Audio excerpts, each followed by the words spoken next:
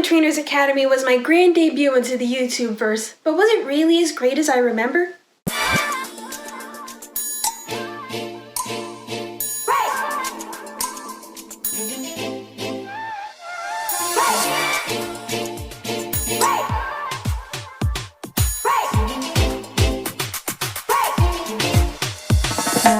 Hey everyone, this is Daphne Tett, and today we'll be talking about my first fanfic series, Pokemon Trainers Academy. If you haven't seen it yet, check it out on the channel. It's amazing. Are you sure about that? What do you mean? That show was boring as shit. Well, for those of you who haven't seen it, Pokemon Trainers Academy is about this girl named Amber Ketchum, who also happens to be the great-granddaughter of Ash Ketchum, and she goes to a school to learn how to be a Pokemon trainer, and she, learns all about being a Pokemon trainer and becomes friends with people and Pokemon alike. She started a second season called Pokemon Amber's Adventures, but she had to cancel it after 10 episodes because Hurricane Harvey messed up her schedule. Curse you, Hurricane Harvey, causing a young, promising show to be cut off in its youth. Well, 10 episodes isn't that bad. That's most of a season, right?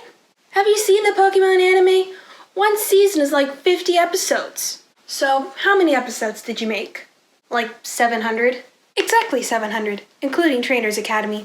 Can we agree that maybe you're a little bit too invested in this? I was working on it for the past 2 years before I decided to cancel it. Of course I had a lot invested in it. Oh boy, here we go. July 19th, 2015. You were still in your first year of Duke Tip when you saw that promo footage for Omega Ruby and Alpha Sapphire that showed the girl flying on her Latias. That's when the idea came to you. A series about a girl going on her Pokemon journey with her Pokemon partner Latias. The school environment also inspired you to create another series about a school for aspiring Pokemon trainers. Then, somewhere along the way, those two ideas merged. It would be a series about a girl going to a school for aspiring Pokemon trainers and then going on her Pokemon journey, all with her partner, Latias. Obviously, the after-school part did not last long. So was it absolutely necessary for Latias to be her first Pokemon? That's what was in the promo footage. Do you want me to stray from this inspiration? And what about that part about being related to Ash Ketchum? It was just an idea. I knew it. Amber's a Mary Sue. And what led you to that conclusion? Have you seen the Coley Does Things video about if Mary Sue's were real? She gets perfect grades and Raymond as her first campsite villager, and everyone starts getting suspicious about how perfect she is. Yeah. Actually, the odds of getting Raymond as your first campsite villager are 1 in 33, which is way better than finding him through, say, villager hunting. Well, think about it. She has Ash Ketchum for her great-grandfather because I wanna, and also gets Latias as her first Pokemon. Do you sense where I'm going with this? I mean, by that logic, Ash is a Mary Sue because he's the one always getting in cahoots with criminal organizations and legendary Pokemon. He also had a chance to catch Latias at the end of the 5th movie, but he didn't. And that's the difference. Mary Sue's catch the Latias. And that will make no sense outside the context of this video. But seriously, was there any plot significance to Ash Ketchum being her great-grandfather? Think about it this way. All of the characters are great-grandchildren of the characters from the original series. I mean, there's Ash and Amber, but you also got Bruce and Brock, Marigold and Misty, Janelle and Julius being the great-grandchildren of Jesse and James. And whatever fucked up shit was going on with Wally, he's the great-grandson of Gary and Tracy and Wally from Omega Ruby Alpha Sapphire. Since when do you know anything about plot? I'm the one in charge of writing stories. It's like a Next Generation thing, you know? Like Star Trek The Next Generation. To be fair, Captain Kirk's great-granddaughter wasn't in Star Trek The Next Generation. That's because Kirk had only one son and he died. I almost think it's better that Amber's Adventures was cancelled. Whatever happened to it being a shame that it got cancelled? That's where the almost comes in. Amber's Adventures was a great concept through and through, a group of kids going on their Pokemon journey, training Pokemon together and coming of age. But you know, Trainers Academy was a great story within itself. How so? It's a self-contained story. It has a beginning where Amber starts her school year and catches Latias. In the first episode, goddammit. Throughout the course of the story, she makes new friends like Bruce and Marigold and Flora. And there are special episodes like the one with the Safari Zone, or semester exams and final exams. There was the type arc and that whole brouhaha with Natalie.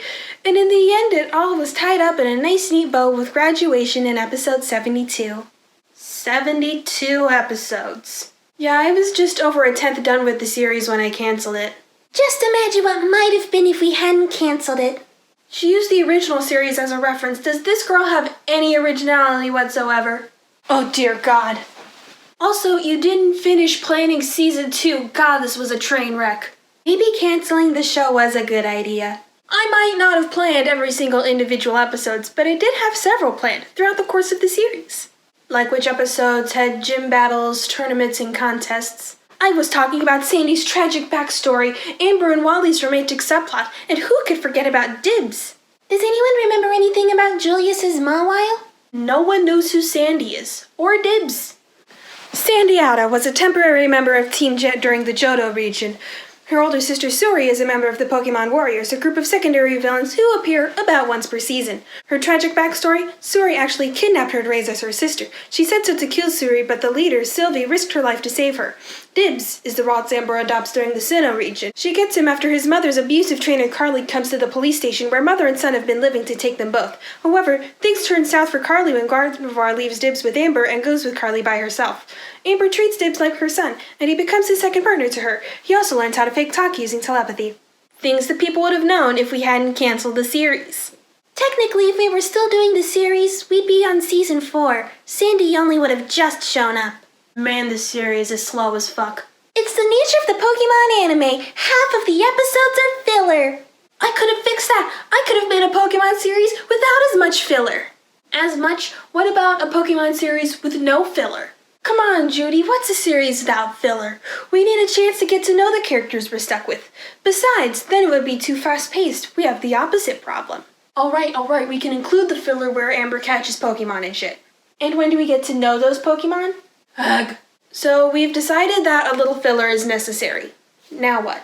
I feel like that Mawile got more character development than some of the human characters. Yeah, we kicked out all of Julius's Pokemon at the start of Unova so that he only has Mawile for the rest of the series. And what do we learn about Bruce after 14 years with him? That he likes fire types? We can leave the Mawile game to their musings. Let's just talk about the important stuff. Cool. Like what? How could you invest so much in something so shitty? Not that. What's the question we started with? Was Pokemon Trainers Academy good? No. I knew you were going to say that. Well, I had fun with it. And I think that's the important part. Pokemon Trainers Academy might not have been the best thing I've written. Sure, Amber might have been a Mary Sue when a live reading without any background music probably wasn't the most interesting method of delivery. But it was a great jumping off point for my fanfic writing career, and it would be a crime to say that I didn't have fun writing it.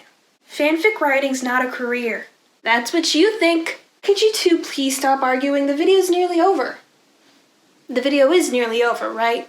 Sure. Well, thank you for watching Daphne's Dissocs with Zonia. And Mina.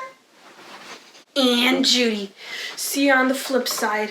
I will inch very slowly and carefully into this closet. Goodbye. And Midas. Goodbye. And that's the end of the video. Be sure to like and subscribe, and since I'll be making 21 in 2021, I'll be putting this series on hiatus, so I will see you in 2022.